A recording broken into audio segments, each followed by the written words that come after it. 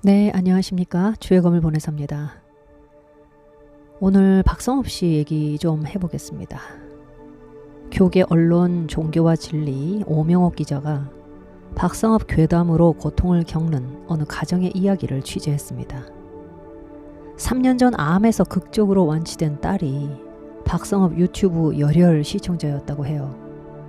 백신을 맞으면 짐승의 표에 의해서 형질이 변하고 구원의 자격이 상실되고 영원한 하나님의 진노 속에 떨어진다는 박성업 괴담에 사로잡혀 있다가 이 딸이 남편과 부모님을 버리고 이민 비자를 받아서 파나마로 떠났다는 내용입니다.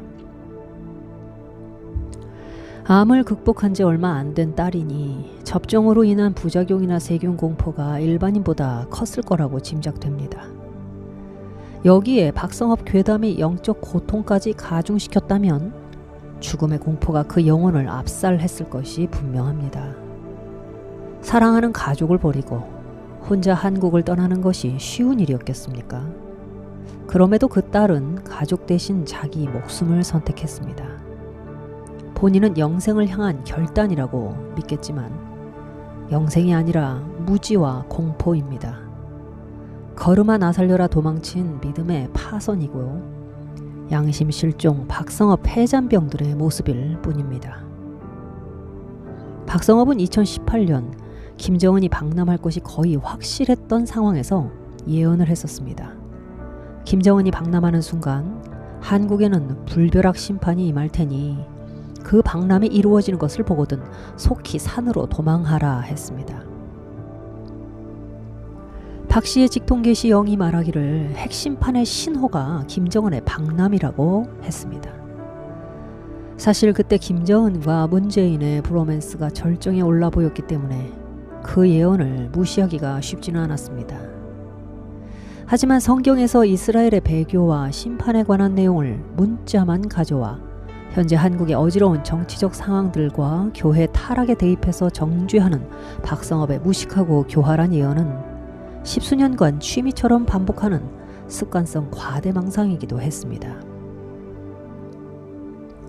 당시 플래비어는 유튜브상에서 처음으로 박성업의 예언을 공개 비판하며 검증하자고 목소리를 높였습니다.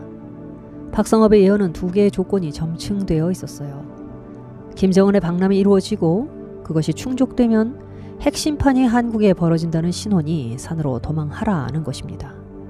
해서 본인은 우선 핵심판의 신호가 되는 김정은 방남 예언이 이루어지는지 아닌지부터 보자고 했습니다.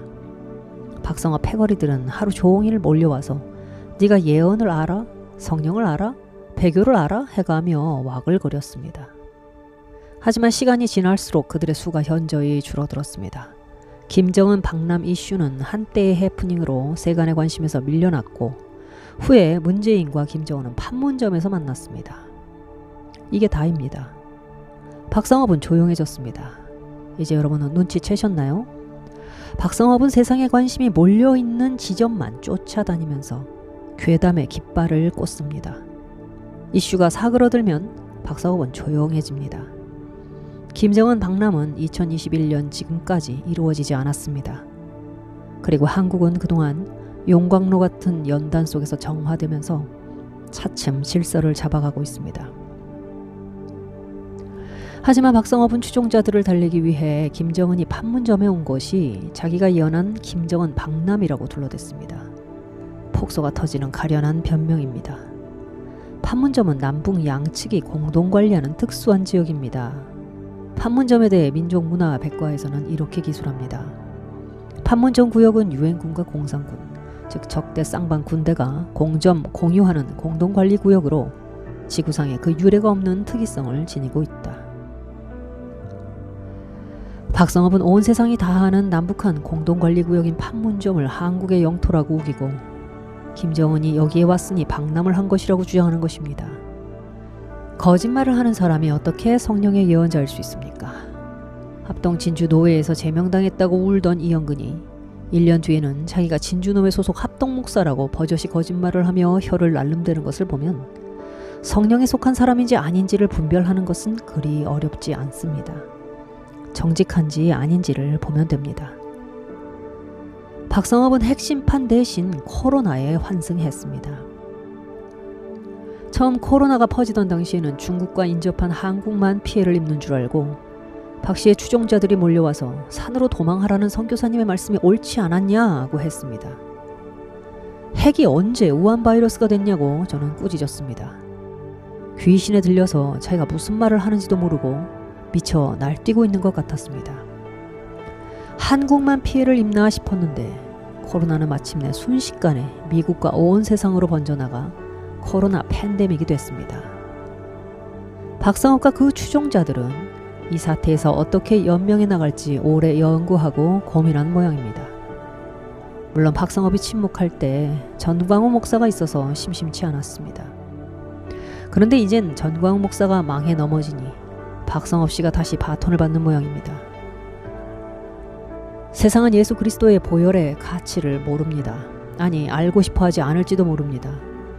그 보혈을 막무가내로 권능만 내세우면서 세상보다 못한 막말과 무책임한 언행과 거짓과 사기를 일삼는 보혈 흡혈귀들 때문입니다. 정인이를 죽인 장하영이 교도소에서 나오는 과일에 즙을 내서 얼굴에 팩을 한다는 소문이 있습니다. 장하영은 이미 전문가 검사에 의해 사이코패스 성향이 정상인보다 높다는 판정을 받은 바 있습니다. 장하영, 전광훈, 이영근, 박상업 모두 짐승의 표를 받은 지 오래된 자들입니다. 짐승의 영이 아니라면 어떻게 이들이 하는 짓과 말마다 짐승의 언행이 나올 수 있겠습니까? 박상업 씨가 셋째 딸을 출산했다고 들었습니다. 축하합니다.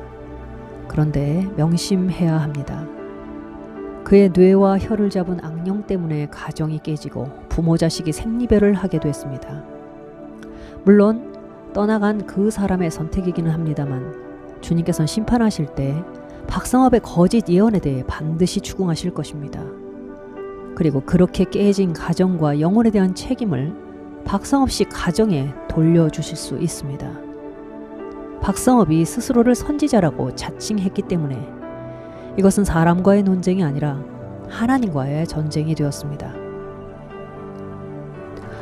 두아디라 교회에 보내는 요한계시록의 편지 2장 21절부터 24절까지 박상업 씨에게 전해주고 싶습니다.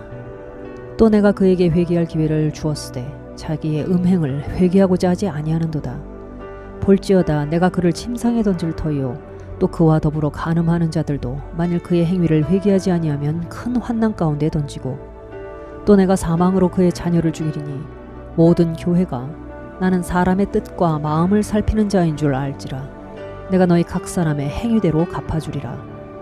두아디라에 남아있어 이 교훈을 받지 아니하고 소위 사탄의 깊은 것을 알지 못하는 너희에게 말을 하노니 다른 짐으로 너희에게 지울 것은 없노라. 박상업 씨가 더는 잘못된 영으로 만들어진 직통계시 예언을 가지고 음행하고 우상숭배하는 짓을 그치기 바랍니다. 박상업 씨를 한때 추종을 하고 있고 현재도 어떤 호기심 때문에 그 영상을 듣고 메시지를 참고하는 분들에게도 말씀드리고 싶습니다. 두아디라에 남아있어 이 교훈을 받지 않고 소위 사탄의 깊은 것을 모르는 자들, 잠시는 어떤 참고를 하기 위해서, 어떤 지식을 얻기 위해서, 박상업 씨라고 해서 모든 것이 다 잘못되고 다 틀린 것은 아니니까요. 진리와 진리가 아닌 것이 섞여 있기 때문에 위험한 것이죠. 일부 우리에게 필요한 내용들을 전달해 줄 때도 있고 그 안에도 나름대로 교훈들이라는 것이 있을 수 있습니다. 그냥 그 정도 선에서 멈춘다면 사탄의 깊은 것을 알지 못하는 자들로서 큰 문제가 되지는 않을 수 있겠죠. 그러나 그가 분명히 잘못된 메시지를 전하고 있다는 걸 알면서도 어떤 잘못된 탐욕과 미련함과 완악한 마음 때문에 계속 따라간다면 박상업과 함께 침상에 던져지는 하나님의 진노에 형벌을 당할 수 있다는 사실을 기억하시기 바랍니다. 여기까지 하겠습니다.